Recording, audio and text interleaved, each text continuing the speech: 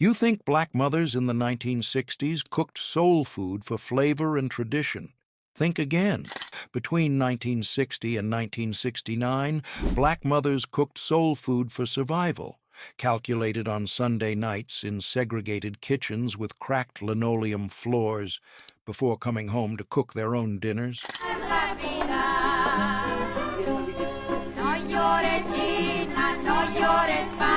Mothers in flour-dusted aprons stood at gas stoves in shotgun houses, stretching 39-cent pig feet across 3 meals, while children sat at Formica tables doing homework by single light bulbs. When Mrs. Ruby Washington fed her family of 7 on $8 weekly in 1965 Memphis, she admitted poverty.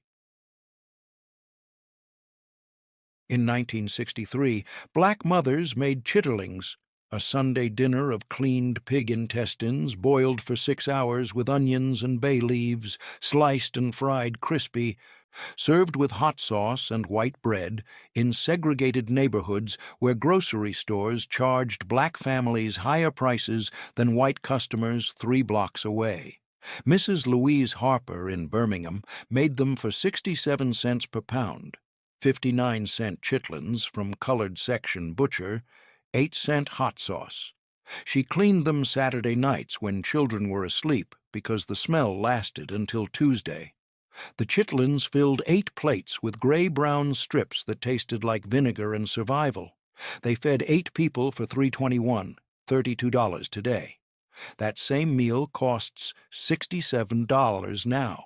Mrs. Harper's family ate them every 3rd Sunday because chitlins were what slave masters threw away, what sharecroppers survived on, what proved your family could transform waste into Sunday dinner when Jim Crow wages paid black men half what white men earned for identical factory work.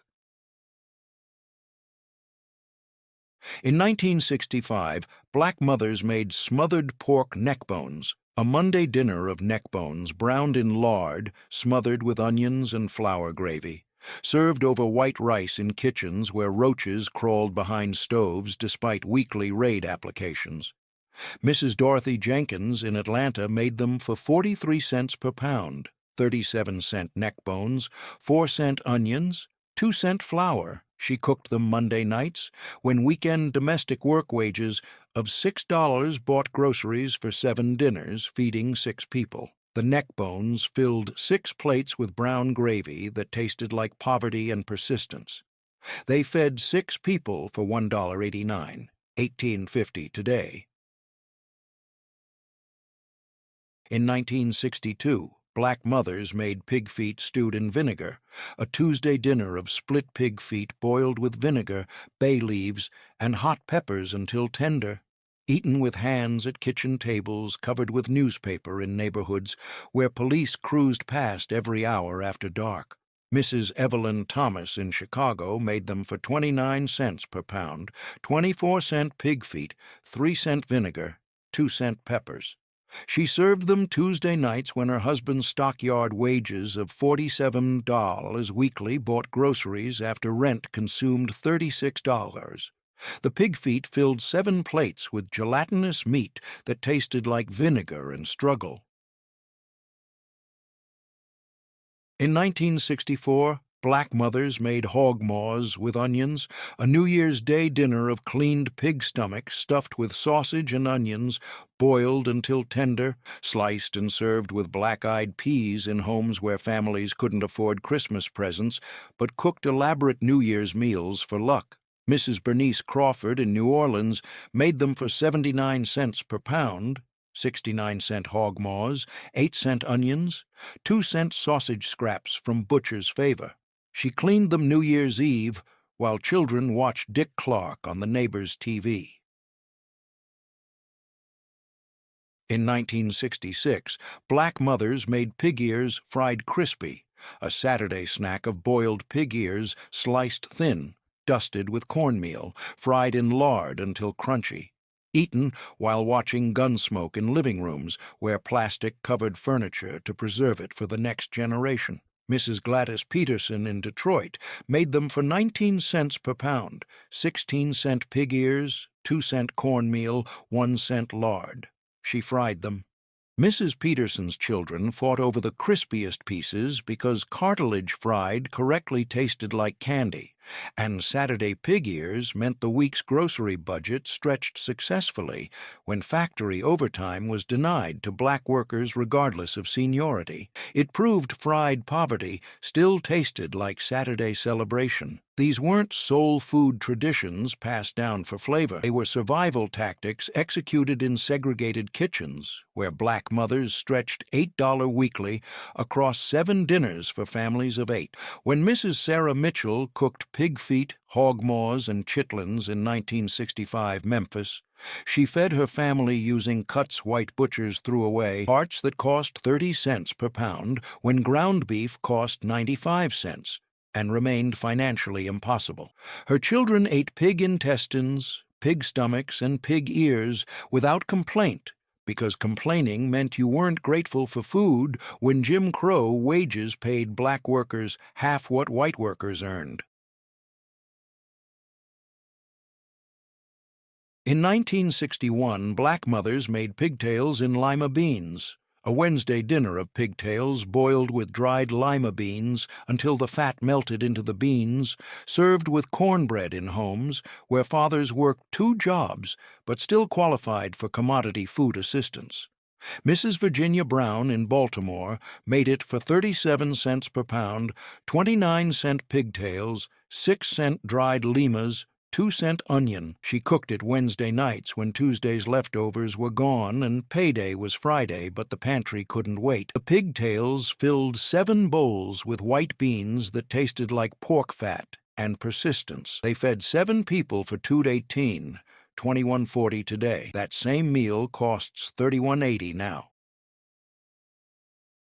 In 1963, black mothers made fatback fried with grits, a breakfast as dinner of salt-cured pork fat, sliced thick and fried crispy, served over hot grits in homes where breakfast foods stretched into dinner when grocery money ran out Wednesday. Mrs. Clara Washington in Jackson made it for 23 cents per pound, 18-cent fatback, 4-cent grits, 1-cent salt. She served it Thursday nights when her husband's sawmill wages of $1.25 hourly bought 4 more days of groceries if she served breakfast foods twice. The fatback filled 8 bowls with greasy grits that tasted like salt and survival.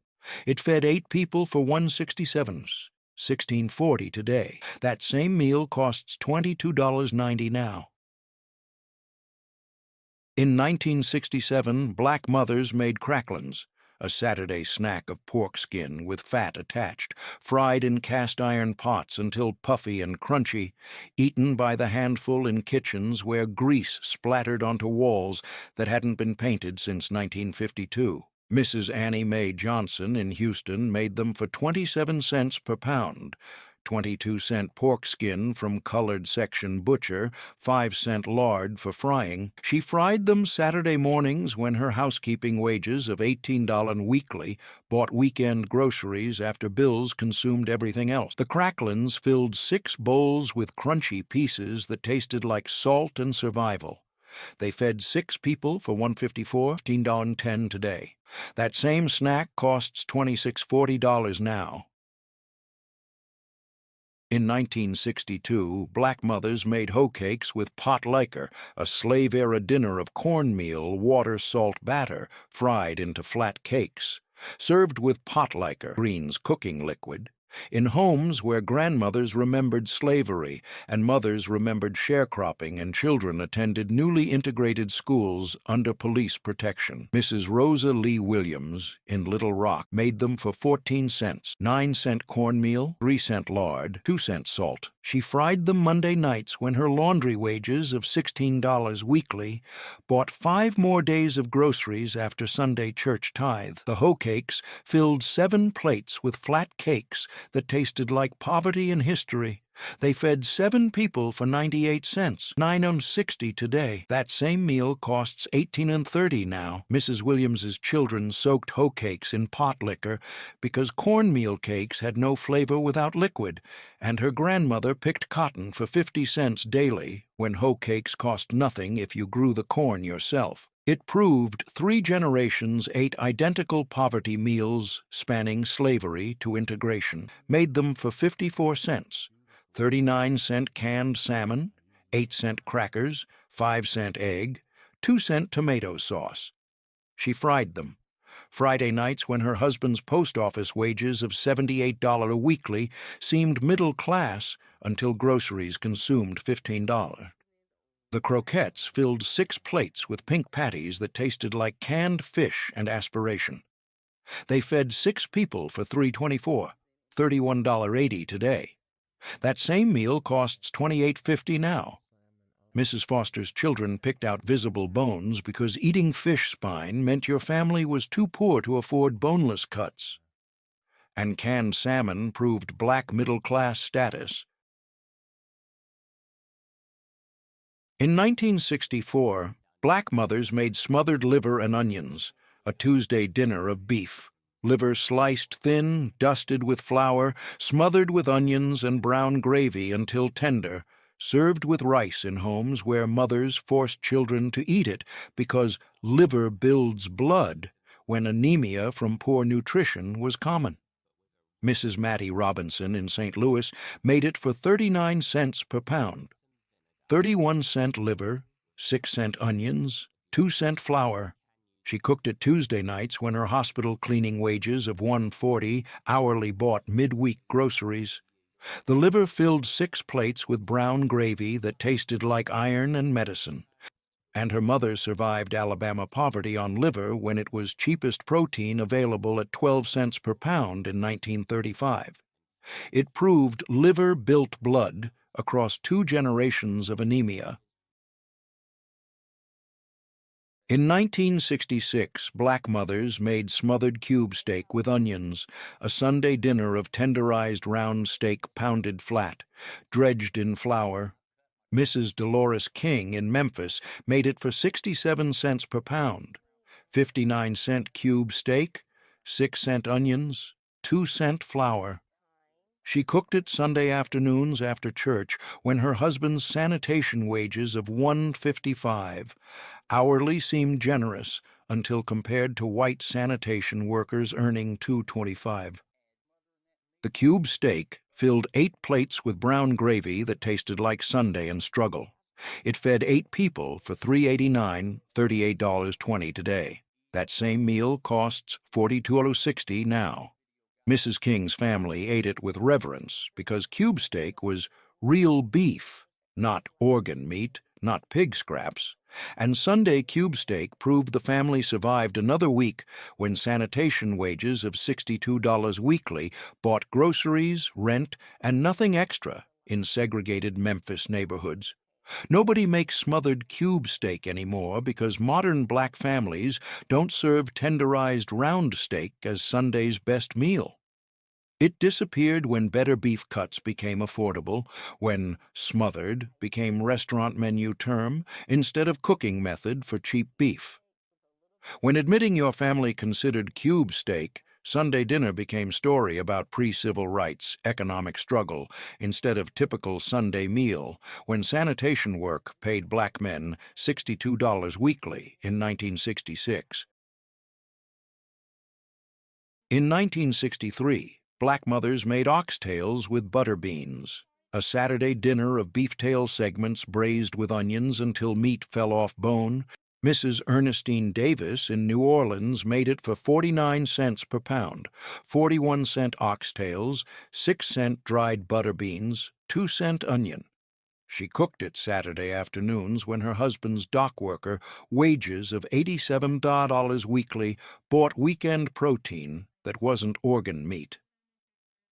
The oxtails filled 7 plates with gelatinous meat that tasted like Saturday and success. They fed 7 people for $3.67, $36 today. They could afford beef tail when weekday dinners were pig parts. It proved oxtails were 1960s luxury before becoming 2020's trendy, expensive cut. Nobody makes oxtails with butter beans as affordable Saturday dinner anymore because modern oxtail prices make it luxury meal costing $89 instead of $3 by 67. It disappeared when oxtails became trendy, when restaurants started charging $28 per plate, when admitting your grandmother considered oxtails weekend splurge became story about 1960s economic reality instead of Saturday dinner, when dock worker wages of $87 weekly. In 1961, black mothers made ham hocks and collard greens, a New Year's Day tradition of smoked ham hocks boiled with collard greens for hours, served with cornbread and black-eyed peas in homes where New Year's meals followed strict formula for luck: greens for dollars, peas for coins, hog for progress. Mrs. Lula Mae Jackson in Augusta made it for 34 cents per pound, 27-cent ham hocks, 5-cent collard greens, 2-cent cornmeal. She cooked it January 1st when her husband's textile mill wages of $1.35 hourly bought optimism for the coming year. The ham hocks filled 9 plates with pot liquor that tasted like tradition and hope. They fed 9 people for $2.89, $28-30 today. That same meal costs $38-70 now. Mrs. Jackson's family ate greens at 12:01 a.m. because first food of New Year determined next year's fortune, and eating collard greens meant wealth was coming even when reality was textile wages stayed frozen while white workers received raises. It proved hope cost $2.89 and fed 9 people. Nobody makes ham hocks and collard greens as poverty hope ritual anymore because modern black families eat it as trendy Southern cuisine instead of New Year's superstition. It disappeared when younger generations called it country, when ham hocks became artisan restaurant ingredient, when admitting your family ate collard greens for financial luck became story about pre-integration superstition instead of New Year's Day tradition, when textile wages of $54 weekly required believing next year would improve. In 1965, black mothers made cornmeal mush fried in lard, breakfast as dinner of cornmeal boiled in water until thick, cooled overnight, sliced and fried crispy, served with syrup in homes where breakfast foods stretched into dinner when grocery money ended Thursday. Mrs. Beatrice Turner in Charleston made it for 11 cents, 7-cent cornmeal, 3-cent lard, 1-cent salt. She fried it. Friday nights, when her mother's helper wages of $14 weekly bought 2 more days of groceries if she served yesterday's breakfast porridge fried for dinner. Fried mush filled 7 plates with crispy slabs that tasted like cardboard and survival. It fed 7 people for 77 cents, $7.25 today. That same meal costs $16.90 now. Mrs. Turner's children ate it with cane syrup because cornmeal mush had no flavor without sweetness, and Friday fried mush proved Thursday's grocery money ran out successfully when mother's helper wages barely paid rent in Charleston's segregated neighborhoods, where black families paid higher rent than white families. Nobody makes cornmeal mush fried in lard as Friday dinner anymore because modern black families don't serve yesterday's breakfast porridge fried for dinner. These weren't traditions. They were economic necessities executed in segregated kitchens where black mothers calculated which cuts white butchers threw away, which could feed families of 8 on $7 weekly grocery budgets. When Mrs. Betty Crawford cooked liver, cube steak, and fried mush in 1964 Atlanta, she fed her family using whatever stretched furthest. 39-cent liver fed 6 people, 59-cent cube steak fed 8 people. 7-cent cornmeal fed 7 people twice. Her children ate organ meat, cheap beef, and fried porridge without complaint, because complaining meant you weren't grateful when Jim Crow economics made survival mathematics. In 1962, black mothers made red rice, a Gullah geechee dinner of white rice, cooked with tomatoes, fatback, and onions until red, served in coastal South Carolina homes where families spoke Gullah and preserved West African cooking traditions through 4 centuries. Mrs. Sarah Simmons on St. Helena Island made it for 27 cents, 12-cent rice, 8-cent tomatoes, 5-cent fatback, 2-cent onion. She cooked it Wednesday nights when her fish processing wages of $1.15 hourly bought midweek groceries in communities where land rich, cash poor meant families owned inherited property but earned poverty wages.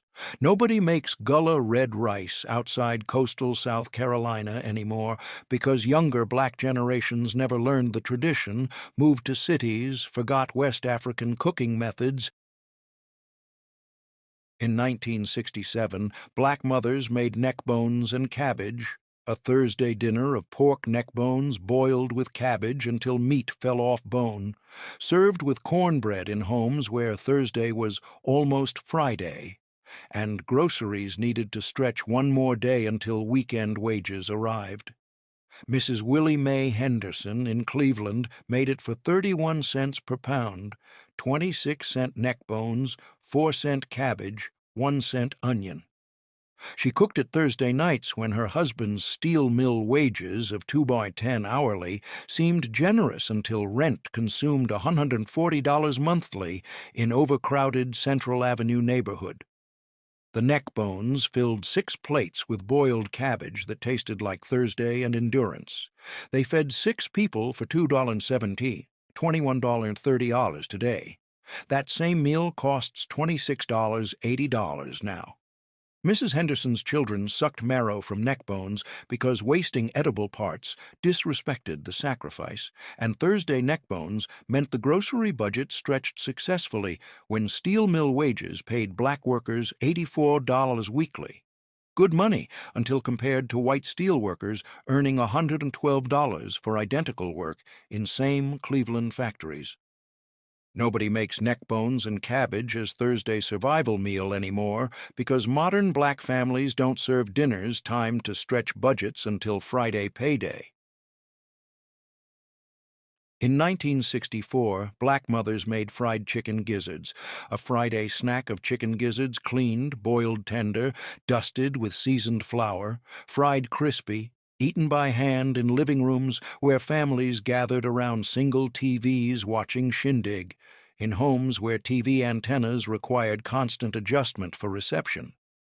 Mrs. Lucille Moore in Dallas made them for 23 cents per pound, 19-cent gizzards from colored section butcher, 3-cent flour, 1-cent lard.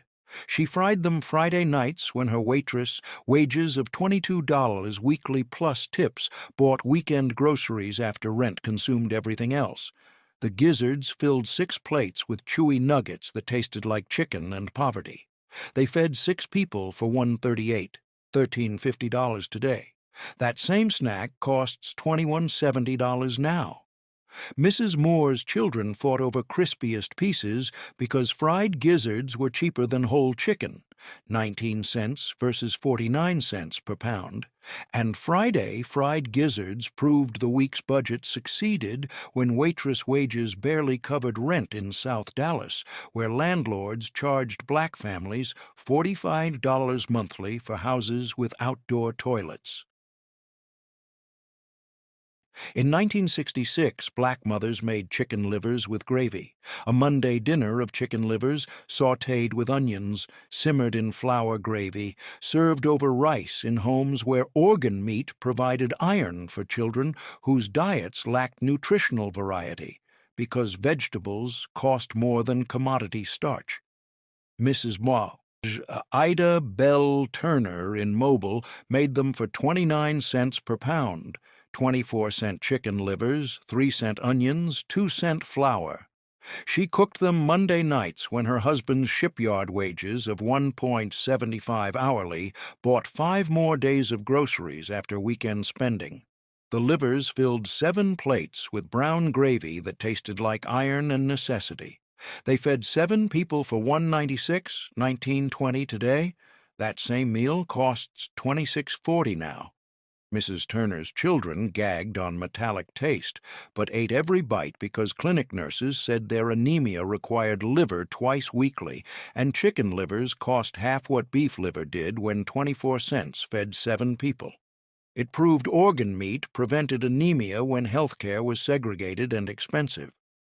Nobody makes chicken livers with gravy as medical necessity anymore because modern black families take iron supplements instead of eating organ meat for anemia. In 1963, black mothers made smothered ox hearts, a Sunday dinner of beef hearts, sliced thin, smothered with onions and bell peppers until tender, served with rice in homes where Sunday organ meat proved the family could afford beef, even if beef heart, instead of pig parts. Mrs. Essie Mae Brooks in Birmingham made them for 37 cents per pound. 31-cent ox hearts, 4-cent onions, 2-cent peppers. She cooked them Sunday afternoons when her husband's coal mine wages of $1.65 hourly bought Sunday beef organ meat when weekday dinners were pork scraps. The ox hearts filled 8 plates with smothered meat that tasted like beef and aspiration. They fed 8 people for $2.79, $27.40 today. That same meal costs $38.20 now. Mrs. Brooks's family ate them with pride because ox hearts were beef, not pork, not chicken. And Sunday beef heart proved economic progress when her mother survived sharecropping on pig parts exclusively. It proved climbing from pig feet to beef heart measured 3 decades of black economic advancement from slavery's aftermath. It disappeared when grocery stores stopped selling organ meats in mainstream sections, when younger generations refused to eat heart tissue, when admitting your grandmother served beef heart for Sunday dinner. These weren't soul food recipes. They were survival economics executed in segregated kitchens where black mothers calculated which cuts demonstrated upward mobility. Pig feet meant poverty, but ox hearts meant beef.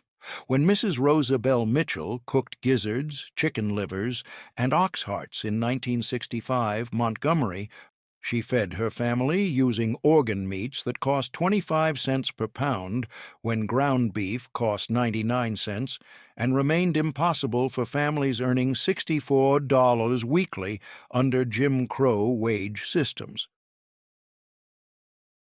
In 1961, black mothers made pickled pig feet, a year-round snack of boiled pig feet packed in vinegar brine with hot peppers and bay leaves, stored in mason jars in kitchens where preservation meant food security when paychecks arrived weekly but lasted 3 days. Mrs. Carrie Bell Washington in Jackson made them for 27 cents per pound, 22-cent pig feet, 3-cent vinegar, 2-cent peppers. She pickled them Saturday mornings when her housekeeping wages of $16 weekly bought groceries that needed preserving because refrigerators were luxury items most families couldn't afford. The pickled feet filled 8 jars that tasted like vinegar and preservation. They fed 8 people across 2 months for $2.16, $21.20 today. That same preservation costs $34.80 now. Nobody makes pickled pig feet at home anymore because modern black families buy them in jars at gas stations instead of pickling pig feet in mason jars. It disappeared when refrigeration became standard, when food preservation became unnecessary with daily grocery access, when admitting your grandmother pickled pig feet for food security became story about 1960s poverty instead of Saturday routine, when housekeeping wages of $16 weekly required preserving protein between paydays in Jackson's segregated neighborhoods. In 1964, black mothers made blood sausage, a Louisiana Creole dinner of pork blood mixed with rice, onions, and spices, stuffed into casings, boiled and sliced, served in South Louisiana homes where French-speaking black Creoles preserved African-French Caribbean cooking traditions through generations. She made it Saturday mornings when her husband's sugarcane wages of $1.30 hourly bought weekend groceries in communities where Creole identity meant separate from both white and American black cultures. The boudin filled 9 plates with dark sausage that tasted like iron and heritage. It fed 9 people for $3.87, $38 today. That same meal costs $52.60 now.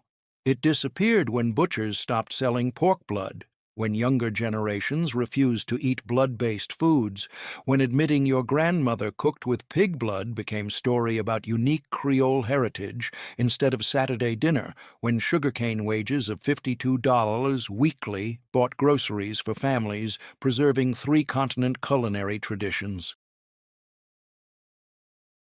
In 1965, black mothers made hot hog head stew, a winter dinner of pig skull meat scraped and boiled with hot peppers until tender, served over rice in rural South Carolina homes where families butchered their own pigs because buying meat meant cash most families didn't have.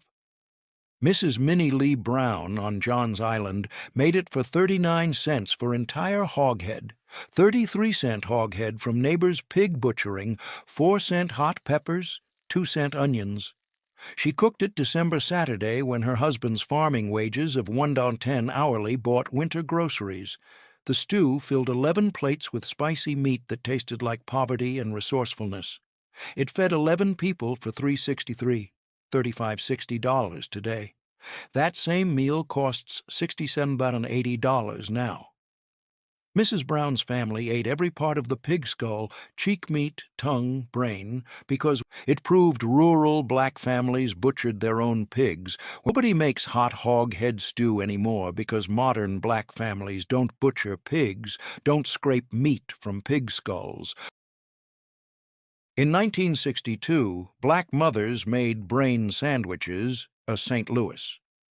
Friday lunch of pork or beef, brains, scrambled with eggs, fried crispy, served on white bread in working-class neighborhoods where brain sandwiches were common across black and white communities. Mrs. Josephine Harris in St. Louis made them for 34 cents per pound, 28-cent brains, 4-cent eggs, 2-cent bread. She fried them Friday mornings when her garment factory wages of $1.50 hourly bought midweek groceries, and Friday brain sandwiches proved the budget stretched successfully until Saturday payday. The brain sandwiches filled 6 plates with scrambled brains that tasted like eggs and survival. They fed 6 people for $2.04, $20 today. That same meal costs $31.80 now. Mrs. Harris's children ate them without knowing they were eating brain tissue until teenage years revealed the truth, proving mothers hid organ meat poverty from children by scrambling brains with eggs until unrecognizable.